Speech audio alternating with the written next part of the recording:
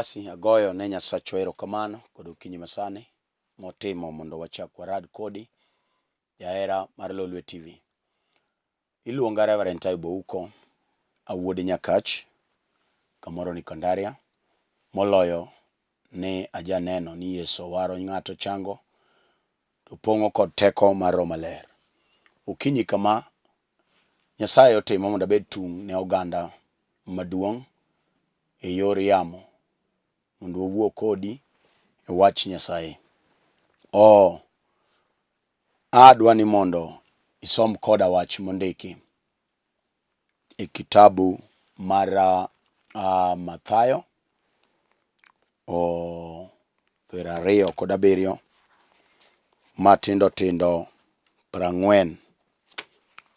Mathayo 27 matindo tindo 45, chakre 45 nyaka 53. E kitabu mar Mathayo 27 matindo tindo 45 nyaka 54. Muma wacho niya: piny duto notimo mudho chakre sa auchiel nyaka sa ochiko. Endo kar sa ochikono Yesu nokok matek niya: Eli Eli lama sabakthani, tiende ni Nyasacha Nyasacha iweya nang'o? Jomoko mane ochung kanyo nowinjo wechego mowacho niya, ng'atni luongo Eli. To ng'at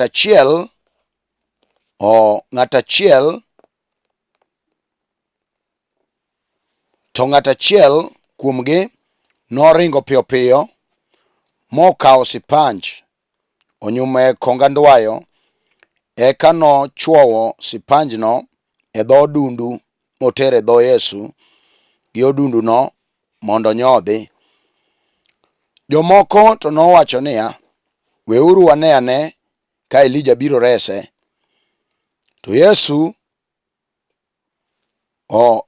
Yesu nochako kok matek, eka noweyo chunye owuok motho. Gi kanyono nanga mane ogeng'go kama ler mar hekalu noriadore diere ariyo chakre malo nyaka piny. Piny noyiengni kendo lwendni nobarore, liete bende noyawore, kendo jo-Nyasaye mang'eny mane osetho nochier. Bang' chier Yesu, jogo nowuok e lietegi modhi Jerusalem, dala maler, mi ji mathoth onenogi kuno. Kane jodong lweny kod joma ne konyo rito Yesu oneno kaka piny yiengni kendo kaka gik moko timore, ne gibedo maluor ahinya mi giwacho niya, adier ng'atni ne en wuod Nyasaye. Som koda kendo e kitabu mar Jo-Korintho mokwongo 1 matindo 18. Jo-Korintho mokwongo 1 matindo 18. Som koda kendo Jo-Korintho mokwongo 1 matindo tindo 18 wacho niya: wach msalaba en mana fuwo ni joma lal, to en teko mar Nyasaye ni wan jomireso. Walam Nyasachwa. Wagoni ni erokamano Nyasaye maduong' mar teko marambi, ija adiera Ruoth Israel, kuom wach manade misekete chunya mondo awuogo goganda mosebedo piny sani. Amalo Nyasachwa ka malaika magi go kodwa kambi, imak loch kod teko Nyasaye mar pinyruodh mudho. We nyingi yudo duong' Nyasaye ma ok lo, nikech isetimo gik madongo. Erokamano Rabi kuom sekoloso chunygi gi pachgi, wach ka wach Nyasaye mabiro wuok e lewa, we obed konyruok ne oganda mobedo piny. Duong' gi pak oduog ni Simba Jateko, nikech teko gi nyalo gin magi manyaka chieng'. Alamo kayie e nying loch mar Yesu Kristo. Amen. Mana kaka asewacho mokwongo, iluonga Reverend Ayub Ouko, awuod Nyakach, kamoro ni Kondaria. Ang'eyo ni jo-Nyakach duto te kod jo-Kondaria osebedo piny mondo winj wach midwa wuoye sani, kod johera duto mag gweth mokinyini maluwo chenroni. Ang'e ni ji duto te e tunge piny kamoro amora ma intie usebedo piny mondo ikru ne wach ma Ruoth Nyasaye dwa loro gokinyi. Okinyini chunya majaka kora chuna mondo awuoye wach manok ahinya kuom wach kinde ma wantie mar Pasaka kata Easter.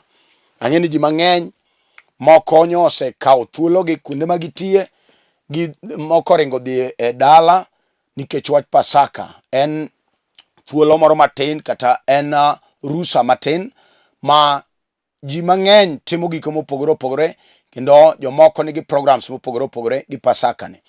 To kawe thuolo ni matin mondo iwinj wach mar Nyasaye momiyo kawuono wabedo piny e wach mar Pasaka, kata gimomiyo kawuono ne wan kod rusa mokete kalenda nyaka mar piny Kenya kata mar piny duto ne nitie gimiluongo ni Pasaka. Apako Nyasaye mar teko mar nyalo. Ujumbe madwa na wuoye sani kod okinyi iluongo ni chier mar Yesu Oloko Loch. Mane ujumbe madwa na wuoye kodi dakika manok jaera mar Lolwe TV. Chier mar Yesu Oloko Loch kata okelo loch manyien. Mane gima dwa na wuoye kodi. Muma wacho masomo e kitabu mar Mathayo 27 achuo dhoga 45 nyaka 54. Muma wacho ni e kinde no ma Jo-Yahudi nodhi odonjo ne Yesu, to kar kogwen gokinyi chieng' tich abich manyoro, machal kaka manyoro mondik ni Easter Friday, chieng' tich abich gokinyi noyudo jodolo madongo kod oganda, jodongo oganda nobedo piny ato gipimo wach kaka degi mak Yesu mondo nege. To mumacho ni ne gidonjo iye to gimake ma gitweye. Ka gisetweye kar kogwen to gitere ir ruoth manoyudo jo-Rumi oyiero mokete kom miluongo ni Pilato. Sama ne gitere kamano ir Pilato kosetweye kar kogwen gokinyi, to jandhok Yesu miluongo ne Judas noneno adier ka oseng'ad ne Yesu buch tho. Judas be ne en achiel kuom jolup Yesu. Mane jal manogo nengo Yesu koti kode goganda Jo-Yahudi mondo dhog Yesu. E sama ne Judas oneno koseng'ad ne Yesu buch tho, to Muma wacho ni chunye noluor ahinya kendo ne litne, ato wacho nase ndhogo remo maonge ketho. Wach momiyo nochomo jodolo madongo kod oganda, jodongo oganda, ma odwoko negi siling 30 manogogo nengo Yesu koneno kong'ad ne Yesu buch tho. Owacho nasetimo richo kuom ndhogo remo maonge ketho. Jodolo madongo gi jodongo oganda nodwoke ni mano badhi, mano wan okwachwa. Wach momiyo Judas chunye nochako doko malit. Muma wacho ni nokawo siling 30 mano osekawo kuom jodolo madongo gi jodongo mowito piny ei hekalu. Asto dhi modere kisomo 27 no matindo 5. Wacho ni nowito siling 30 manosekawo mondo ndhoggo Yesu, to wite ei hekalu ato owuok modhi odere. Kanye mader ukowuoke. Mineno ka samoro ka ng'ato chwanyi to chunyi neno mondo idhi deri. Ok ochakore sani. Mago weche manochakore e kinde Muma ma Judas odhi modere nikech ondhogo Yesu. Momiyo chunya ndhoga to rach. Kati bedo piny wan gi ji man gi chuny Judas no. Ohero ndhogo jowetegi, ohero ndhogo ji kamotiye, ohero ndhogo ji nyaka e kanisa. En ng'at man gi chuny andhoga magalagala. Wach momiyo Judas nodhi modere. Mowacho ni tok mano, jodolo madongo gi jodongo ganda nobedo piny ka gipimo wach, to gikawo pesa. Giwacho ni pesa ni ok owinjore mondo obed ei keno mar hekalu. Ne gibedo piny to gipimo wach, to giwacho ni pesa ni wadwa dhi ng'iewo go lo. To gichomo jal moro manoyudo nigi lo kamichwe agulini. Ne gidhi ma gikawo pesa ni ma ging'iewo go lo gi jal mane nigi lo kamichwe agulini. To giketo lobno kami ike joma welo mane nie piny gi kanyo. Tok mano, samane mano osetimore, Muma wacho ni nogitero Yesu ir Pilato. To gidonjone ni jali ema luongore ni ruodh jo-Yahudi. Pilato kod rieko mar ruoth nopenjo Yesu e wang'e tir ni to en adier ni in ruodh jo-Yahudi? To mowacho ni Yesu nodwoke ni in emiwacho kamano. To ruoth oling' ahinya, to chako penje to donge neno ka ji sama jodolo madongo kod jodongo ganda nowinjo kowacho ni Pilato ni in emisewacho kamano. Jogo nochung' mondo donjne Yesu gi weche madongo mag miriambo miango, kech ne gin gi lengo achiel ni Yesu to nyaka negi. Nowacho ni tok mano ne giwacho weche madongo kabisa. To Pilato dogo penjo Yesu ni to be iwinjo ka jogi osechung' ka donjo ni gi weche ma gidonjo ni go. To Yesu nokodwoko kata wach achiel chieng'o nogo. Eka ne Pilato dhoge omoko sama nobede kom mar ng'ado bura, kaluoro ng'ama miyo ma pache ler. Chi Pilato oro wach ne Pilato, onyise ni winjo kik imul wach ng'at malerno, kech wachne no chanda otieno. Duong' odog ne Yesu Kristo. Wachno nomiyo Pilato bedo maluor. To ochalo kagima onge kosa mane inyalo donjnego Yesu.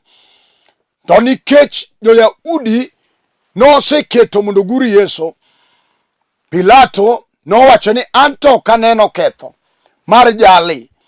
To nikech koko notimore, kendo jogo sama Pilato noneno ka koro koko medore, jogo chalo kagima koro dwa yie kode, tulo koro chalo madwa wuok, lweny moro chalo kagima oseti nikech jogo nosesemore. To Pilato okawo pi to logo e mbele dhano ganda mar umati, to wacho ni anto kaneno ketho mar jali. To wachne mondo dong' e wiu nikech mano wachu. Mowacho ni oganda mang'eny nogo koko kawacho niya, gur jali. To penjogi, kech ne en rutin wach manong'e ni iga ka iga e sa Pasaka, kaka wan e sa Pasaka ni, ruoth ne gonyo ng'at achiel mane ji okwaye mondo gony kuom jomotwe. To eigi kanyo Muma wacho ni nitie jal moro marahuma mane umbe lach oganda jo-Yahudi mane biluongo ni Yesu Baraba. Embe noyudo make. To sama koro Yesu be nochomo bura matek, to wang'i Yesu penjogi ni to ere jal mudwa mondo gonynu? Pilato penjo ni to ere jal mudwa mondo gonynu? Oganda duto te notuk gi koko kawacho ni gonynwa Yesu Baraba.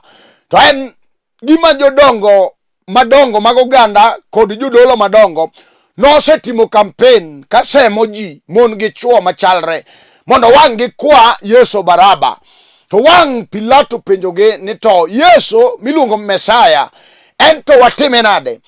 Kanyo dhano notuk kendo nyadi machielo kago koko kod mau kawacho ni gure musalaba.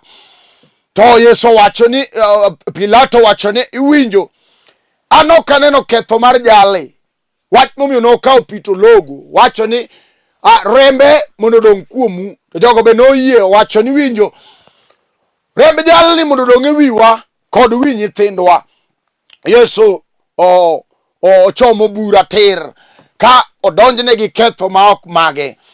Mowacho ni askeche tok mano Pilato nogolo chik mondo chwadi Yesu.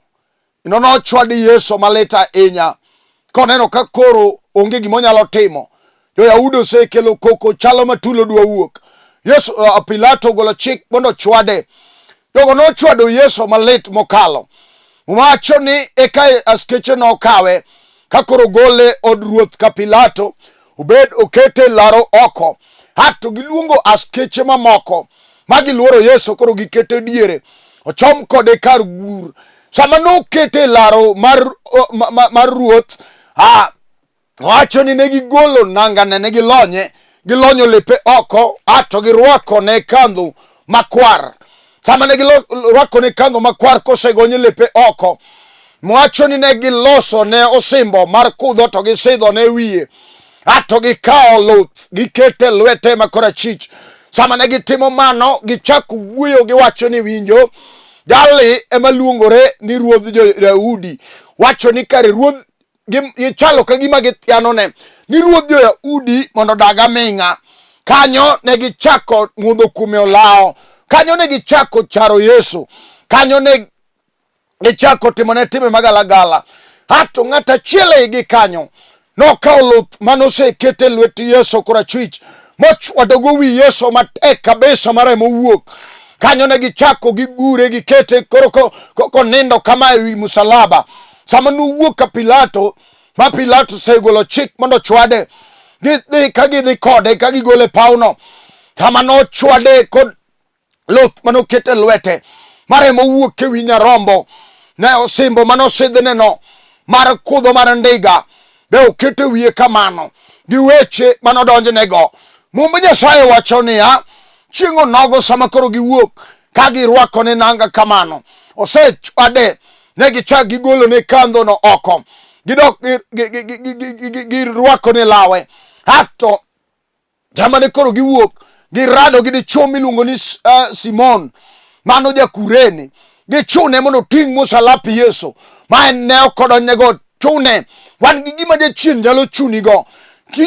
En adier ni Simon to ne onge wach mar Yesu ni, to nikech ne girado kode girobno kode, embe nochune mondo ting' msalapi Yesu no. Kata okinyi ni we awuok kodi dichuo kata dhako, wan gi weche ma jachien nyalo rado go kodi maketi ting' msalaba ma ok magi. Kata okinyi ni ang'eni wan gi miere ma jachien oseketo ting'o msalaba ma ok magi. Okinyi ni wan gi chuo kod mon ma jachien samoro oseketo ting'o msalaba ma ok magi. Simon jakoreno noketo ting'o msalapi Yesu. Ka en tadier ne jogo ne onge kode gi wach. Sama ne gidhi kamano, mowacho ni ne gichomo kama iluongo ni Golgotha, tiende ni kar hanga wich, mane kama nidhi gure Yesu. Kanyo iluongo ni puoth remo, nyaka chiel kawuono iluonge puoth remo. Sama ne gichomo gi Yesu kanyo, gigolo ne lewni koro gipogo lepe gombolo, gipogo kandho marakwar gombolo, ne gigo ombulu kamano ma gipogo law Yesu. Sama ne gidhi e puoth remo kama iluongo ni Golgotha kar hanga wich, wacho niya, noguri Yesu kokete koro nindo ataro, iguro bade gi musmwal inje muniang', igo japuonj oling' aling'a. Wach lit ne Yesu mokalo, iguro bade komachielo japuonj oling' aling'a, iguro tiendege koriw ka jakuo gir ng'ato manokwalo onge, japuonj oling' aling'a nikech polo walo. Wacho ni sama nokete e msalaba, koro ting' msalaba ikete lo ka koro ong'aw wuod Nyasaye malo. Wacho niya, chieng' no Yesu nokok matek kama somo 45. Wacho ni piny duto notimo mudho ka Yesu koro ni ewi Kalvari kacha. Yesu koro ni kar anga wich kanyo. Yesu koro ng'aw malo ka jakuo gir ng'ato mokwalo be onge. Yesu nokok matek, wacho ni lama sabakthani, tiende ni Nyasacha, Nyasacha iweya nang'o? Nitie kama kitunde to kata nyuola nyalo cholore chien matin maweyi gi chandruok ma in go no. Wan gi kama kitunde dhako kata dichuo nyalo lweyi ma idong gi chandruok ni kidiedo. Iwinjo samoro nitie kama kitunde nyathi miyud ka jonyuol ringo weyi idong kidiedo kamano. Nyamasi winja maber jaduong', wan gi gima ng'ato dongo gire wuon. Yesu dong e Kalvari gi ng'ula. Oneno ka un mare ogo step chien, penjo ni Eli Eli lama sabakthani, tiende ni Nyasacha, Nyasacha iweya nang'o? Udong kende e musalaba kacha. Eka muma wacho niya, Yesu nowe nokok matek nyadi machielo. Ka koro jo-Yahudi moko wachone niya, jali ne wacho ni en ruodh jo-Yahudi, onyo keto chunye kogeno kuom Nyasaye. Koro Nyasache no gole ane musalaba kanyo mondo lorane mondo koka wayie kuome. Negi wacho weche moko magalagala ka gikawo tong' gichuogo ng'etne, pi gi remo nowuok e ng'etne kanyo. Remo nyiso ni luoko richowa, pi en mar batiso. Iwinjo kawuono gokinyi wach miyalo nigi teko gi nyalo en wach mar tho Yesu manokelo loch. Kama somo matindo 45 wacho niya, piny duto notimo mudho chakre sa auchiel nyaka sa 9. Gimomiyo piny ne timo mudho? To piny ne en godiochieng'. Gima ne timore loko loch. Loch ok loki ka piny ler. Yesu ne loko loch mag piny ruodh mudho. Yesu ne loko loch matiyo range gi miere. Yesu ne loko loch mamiyo nyithindo mag jowete jomoko neno pek e ngimagi. Yesu ne loko loch matiyo mon matindo. Yesu ne loko loch matiyo nyaka jodongo. Yesu ne loko loch mar piny ruodh mudho. Muma wacho niya, chakre sa 6 odiochieng' nyaka sa 9 odhiambo piny duto te notimo mudho. Eka Yesu nogo koko matek. Ka nosego koko, nowe machunye wuok, ato tho. Ong'iyo malo, wacho ni wuora wenegi. Jogi okong'e gima gitimo, giguro wuode Nyasaye. Yesu ng'iyo go Roma, oko wacho weche moko ma kawuono ji wuoye ni ng'ato jasike. Kamoro ng'ato notimo ni gimoro marach, ng'ato nyalo lamo ne wadgi tho. Mano ok e chunyi Yesu. Yesu ng'iyo jo-Yahudi, owacho ni wuora wenegi, kech ok ging'eyo gima gitimo. Eka nogo koko matek, hato we chunye wuok, hato tho. Samano Yesu senin, mowacho na achiel kuom jok manomewa inya miluongo Joseph, nokwayo ringrene mondo dhi iki e bur manose kunyo, manose singore ni biro ike. Notere kanyo, eka noboye gi nanga marachar, nokete. Sama nosekete burno nokawo kido keto. Jo-Yahudi nokelo weche moko e toke kane gidok ir Pilato e odiochieng' maluwore godiochieng' mano ike. Ne en chieng' Sabato kaka kawuono. Ato giwuoyo kod Pilato, ginyise ni winjo ruoth, dongi paro maber ni e kinde mane jawuond ni pok onindo, nowacho nobiro chier bang' ndalo 3. Koro yienwa mondo wakaw askechewa waket mondo rit liel. Ni wera dipo ka jolupne obiro mogolo ringre kama entie, mit wuond mokwongo mar ariyo nyalo bedo marach molo mokwongo. Pilato ne onge wach mane nyalo wachonegi, keche noselogo kuom wach mar Yesu no. Nowacho ni dhiurit arita matek kaka unyalo. Wach momiyo nokaw askeche madongo mogich badgi nitie mondo dhi orit kaburini kamano ike Yesu. Jogo nobedo kanyo kamano. Kata kamano chieng' mar 3 ma en chieng' Jumapil, malaika nopo kodonjo kanyo, ma askeche marito kanyo nowinjo ka piny oyiengni matek. Ne giwinjo ka koyo makogi. Jogo malaika nong'ielo kidi oko kanyo mano Yesu chier gi teko mang'eny koduogo gi loch. we awuo kodi dhako kata dichuo, iwinjo ni tiyo weche moko ma samoro ikale gokinyi. Wan gi chier mar Yesu mano loko loch gimineno timi no. Wan gi chier mar Yesu manyalo loko loch matimi kata obed mar diere ma loch mar kung potie. Sama Yesu no chier mowacho niya liete no barore, piny no yiengni matek. Sama Yesu no chier none teko gi nyalo, none ka rumbi owirore, none ka gik moko lokore ataro. Liete mag jok mano chon, jok mano nindo kogeno kuom Nyasaye mowacho ni liete gi no barore. Sama Yesu no chier chieng' Jumapil bang' ndalo adek, none ng'wono mang'eny, nong'ene kuduogo gi teko. Kose yalo chakre tich abich, chieng' mano odonje liel no, Yesu no keto bura e piny jomotho koyalo gi chunje mag tho. Odiechieng' mar ariyo, chieng' Sabato kaka kawuono, Yesu no keto bura mar amendment gi chunje mag wiye mag joma notho. Kech wan gi ji kata okinyi sami winjane, wan gi joma no owuok kuomgi.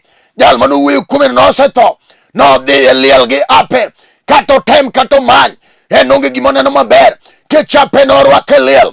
Wan gi dhano mang'eny ma loch matiyogi gin loch mag chunje mag ajuoke mano wuoye dala marach, mowe ka dala dhi gi bathe. Sama wuoyo gokinyini, dala no ji orane te, onge wuoyi miyudo ma pache ler. Samoro dong' gi wagokni kanyo, nikech loch matiyogi en loch mar kaburini. Wawuok kodi sani gokinyi, gimomiyo Yesu nodhi e bao ma Yesu donje liel en mondo lok loch matiyo mag piny ruodh mudho. Yesu noduogo gi teko. Odiechieng' mar adek, one ka japuonj dhi olo liel, one ka rabi odhi olo liel, one ka kidi owuok oko. Kata okinyi ne wawuoyo kodi, wan gi weche mapek machalo kidi e mbele dichuo kata dhako, kata obed wach miwinjo kiseyale matek to chalo kidi. Jal mang'ielni go oko onge, akelo jang'iel kidi gokinyi. Kata wach pek kodi, iwinjo dhako, kata obedo dekre machamo nyithindo to chamo dala, mano nyalo bedo kidi mapek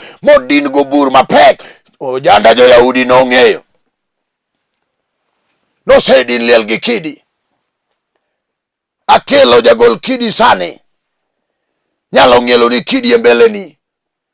Kata obedo sikul fee, nyathi nyokalo skul, chunyi osechako parore mama, gino chalo kidi maduong' e mbeleni.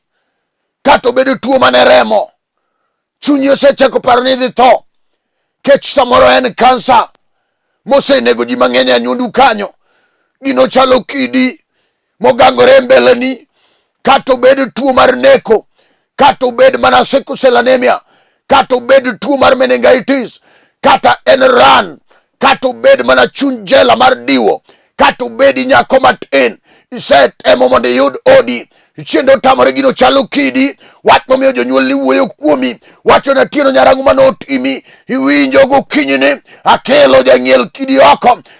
Chier mar Yesu noloko loch gima timi no.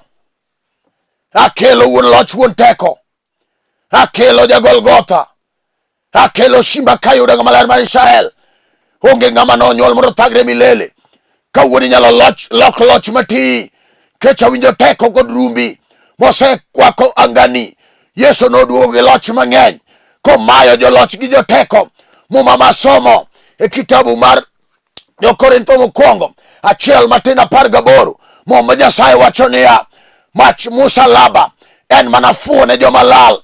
Gokinyine wach musalaba nyalo bedo fuo ne in kapok ifwenyo teko man kuom musalaba. Muma wacho niya, en teko mar Nyasaye ne wan jomireso. Okinyi ni nyalo resi, okinyi ni nyalo yudo ng'wono, okinyi ni nyalo yudo res kuom chier mar Yesu Nyarombo. Ka kinyo chier chieng' tich Jumapil, inyalo yudo ng'wono mar teko mar nyalo mar warruok, kata warruok moregoro rumo. Wewa nyisi niya, Yesu noduogo gi loch mopogore. Yesu nowilo chunje te. Yesu nowilo madhabahu ka madhabahu. Yesu nowilo chien mar range. Yesu nowilo wiye magalagala machien mon gi dichuo. Yesu nowilo gik matek, kata mana chunya juoga emoserano dalo dong' nono. Wan gi teko mar loch mar chier Yesu, man gi teko e winjo chiende te. Ere wach miwinjo kinyne mondo walam kodi Nyasaye mar ono marambi, mondo walam kodi Shimba Kayuda, mondo walam kodi ono. Nyasaye nigi teko manowalo go Yesu jateko ewi musalaba kanyo, emano sembe omiye ji wich kuot, nomiyo wasike wich kuot chieng' ne manolosa an marino en mane, kata osebudho, kata obed kes miyale kot. Ere go mondo wateme gi Yesu. Kama initieno chunya winjo mondo alam kodi, kata idwa riembi idwa fundini, nitie loch ma chier Yesu nokelo. Kawuono ni nyalo wil loch madalani kanyo, kata obed chuny dhier mane matiyo kanyo, Yesu nyalo wile kokalo kuom chier mare. Tinga tinga badi kama intieno, kata konge morani, tinga tinga badi Yesu nitie. Biro wilo loche no kawuono, kata iwinjo ka nyithindo emobalo kodi jaduong'. Tinga tinga badi kama intieno, kinyalo gocho gi piny, iwinjo jatich Nyasaye, kata iyalo to gino tami, obalo kodi gi muma, komidhiye ok komidwane dhiye, kata kanisa barore. We anyisi niya, chier mar Yesu nowilo loch. Beda beda gi yie kawuono kigocho gi piny, kata obedo tuo manyalandre, Yesu nigi teko wiye. Kata obedo ang'o akia, awinjo ono gi teko moseidha sani gokinyi, mondo akor weche mabeyo kuomi, mondo akor weche mabeyo dalani, mondo akor weche mabeyo nyaka rangai kanyo, mondo akor weche mabeyo kuom nyithindi. Gaga chungi piny kama intieno, kimako TV ka chunyo yie, kata kidwa waro kawinje. Yesu jateko ja Kalvari, ha malo ng'ama ler mar Israel, ondiki ni chier ni nobiro gi teko. Onge matek monosetami. Okinyi ni dichuo ni gi dhako ni gigocho gi piny chuny gi kiyo, ane gi malo Nyasachwa.